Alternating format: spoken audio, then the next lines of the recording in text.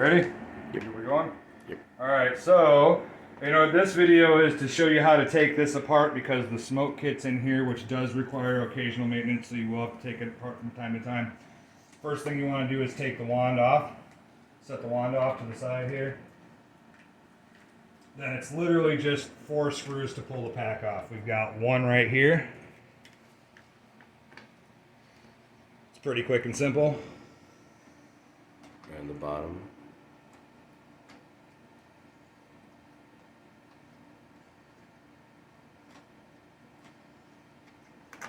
There's one. There's two.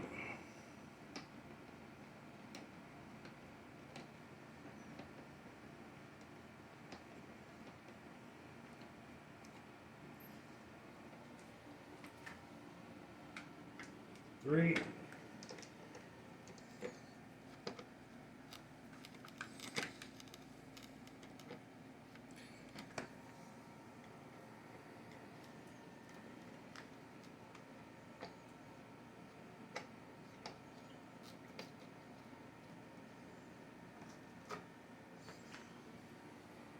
And then the last one is right here.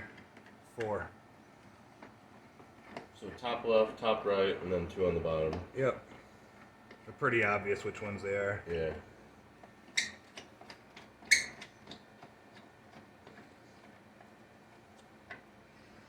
There we go. Now we're ready to lift this off. And you always want to lift it straight off because the light that's in here is on a mount, so you always want to lift that straight off.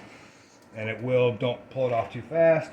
Now here's the one thing that's a little tricky is you see this little plug right here that goes to the potentiometer, that's your volume control there. Mm-hmm. You will have to unplug that to fully separate the two halves. Okay. That's a real simple plug. No soldering required. In fact, this entire board is basically no soldering required. So here's the main board. That's the LED board for that one. Then the sound board is over here. Actually, I'm sorry. This is the LED board. This is the sound board. So the speaker wire actually comes right off of here and goes right in here to the speakers. Then you've got your lights over here. This is your smoke kit, which I always it needs to be disconnected, so I couldn't permanently attach it. So I've been just using tape as needed. Let's see here. We're actually gonna put some new tape on there for you, just to secure it in place. This is just Velcroed in place. This is the battery. So to replace the battery, which I'm going to do right now, I'm going to put a freshly charged one in there. We'll just pull this one out, which hopefully doesn't require tools. Come on now. There we go. Now we'll put the new battery in. This is fully charged. You will need the charger for this. Can be picked up at any smoke shop or any place that sells vapes. That's the type of charger this uses. This is a 18650 battery. And then this right here, this is just a vape cartridge with a tube coming out of it going into a PC fan, which blows the smoke out. And the kit does this all automatically, so it just plugs in right there. Let's see here. To replace the actual juice, you'll just unscrew this, and then this will come right off. Make sure you have it straight up and down, and then you'll just put the new juice right in there.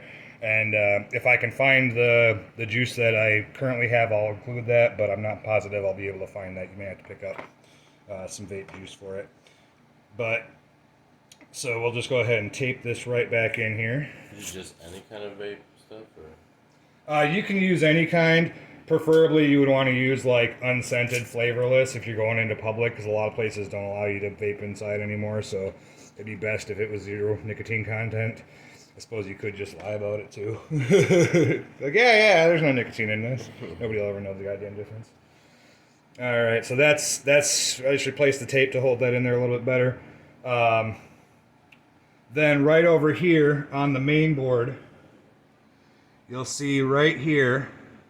This is your SD card. So if you want to change out the songs at all or do anything different with it, you're going to need to pop that into your computer. And I'll forward the instructions for the electronics kits to show you how to do that. I'll forward that off to Tom, and he can forward that to you. This is the main power, so that's the line that actually goes out to your battery on the outside of the pack. Speaker, everything's pretty straightforward. The only thing that's a little bit tricky, and I've marked, you can see these little marks here, these little drawing ticks that I put on there. That's the path for your wire. When you're putting it back together, you want to be real careful because you can accidentally pinch the wires between the shell and the motherboard. So you don't want to end up with a bunch of flat, messed up wires. Now, if you do mess up any of these wires, these are all just single line cables. So they're all just plug and play, so you can just unplug them, plug the new one in. They're not hard to replace at all. So this is kind of stupid proof, but just be careful when you're putting it back together. You want to look between them when you're pushing it together to make sure you're not accidentally pushing down on any of these, but as long as you stay within the wire channels, you should be good. And I think that actually about covers it. That's really all you needed to know. If you have any questions, just hit up Tom. We can get you all straightened out. I'll forward all the support stuff to him to make sure you know how to use the kit. If you have any questions or anything like that, there's certain groups out there you can ask. This is also pretty upgradable, so if you decide you want to upgrade parts later or change how it's put together, you can totally do that. This kit is compatible with most other Ghostbusters parts that are out in the community. Yeah, that's it. Can we show how to put it back together? Yeah. So you get an idea. Yeah, just when you're putting it back together, you just want to be careful. This is the one thing you got to keep an eye on. You're going to want to try and put that on first, because there are two screws right here that kind of conflict with this, so you got to make sure that they're kind of over that, and then it literally just drops back on. Like I said, So you're just going to lowers. okay. You're going to make sure the hose is down here, and then you're also going to want to make sure that you're not crushing any of the wires when you put it back together. Those are the only two caveats. Then just put the screws back in and you're good to go.